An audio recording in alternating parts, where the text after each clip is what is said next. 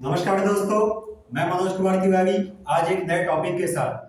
दोस्तों, आज मैं आपसे डिस्कस करने जा रहा हूं रिटायरमेंट क्यों जरूरी है।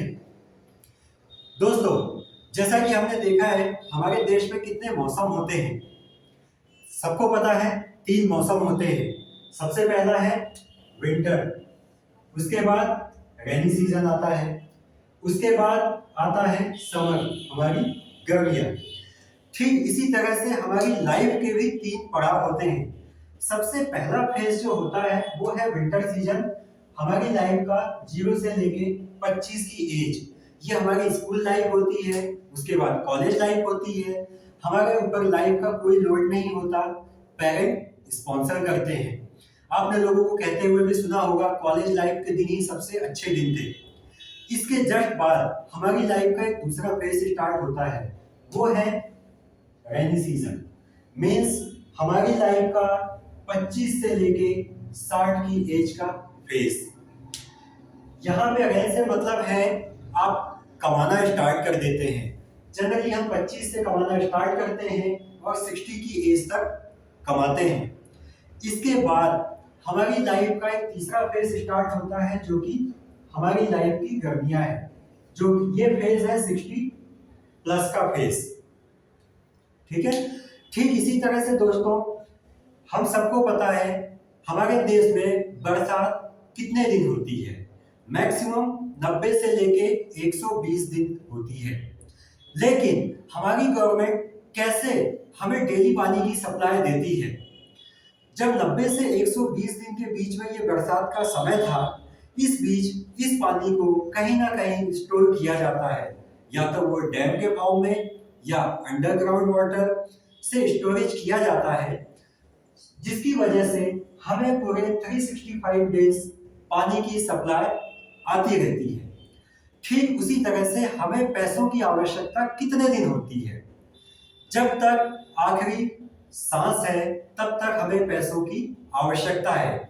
जब तक हमारी लाइफ होगी हमें 2 वक्त का खाना लगेगा। हमारी जब तबीयत खराब होगी हमें मेडिसिन के एक्सपेंसेस होंगे। और तो और जब हम इस दुनिया से जाते हैं तो जाते जाते भी हॉस्पिटल में एक बिल बनाते हुए जाते हैं। कहने का मतलब है पैसों की आवश्यकता तो हमें अंतिम सांस तक है, जिस तरह से पानी की आवश्यकता अंतिम सांस तक होती है। लेकिन नेचर ने हमें जो कमाने की कैपेसिटी दी है वो मैक्सिमम 25 से 60 के बीच की ही दी है। इसलिए हमें जब हमारी लाइफ की गर्मियां स्टार्ट होगी उस समय हमें पानी की यानी कि पैसे की सप्लाई प्रॉपर आती रहे, उसका प्रोविजन करना है।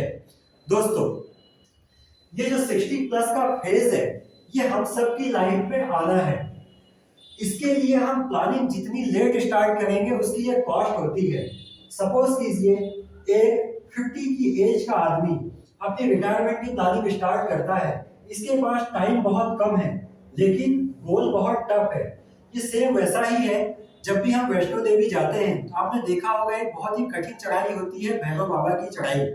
ये ठीक वैसी ही चढ़ाई है जो कि बहुत टफ है। क्यों? क्योंकि ये अपनी लाइफ में लेट हो गए थे। अगर इससे पहले कोई 40 की एज में स्टार्ट करता है, इनके कंपैरिजन में इनका गोल अचीव करना उसके कंपैरिजन में आसान है। यही अगर कोई 30 की एज में सोचता है तो और आसान है। यदि कोई 25 की एज में सोचता है, जैसा कि आप देख सकते हैं ये काफी आसान हो जाता है। जैसे जैसे हमारा नेक्स्ट बर्थडे आता है उसकी एक कॉस्ट होती है। हर डिले की एक कॉस्ट है। जितना आप लेट होंगे उतना ही ये गोल टफ होता जाएगा। जैसे बरसात के बाद एक मौसम गर्मियां आती है, ठीक उसी तरह से हमारी भी रिटायरमेंट प्लानिंग फिक्स है। जितना हम लेट करेंगे उतनी इसकी कॉस्ट पे करनी होगी।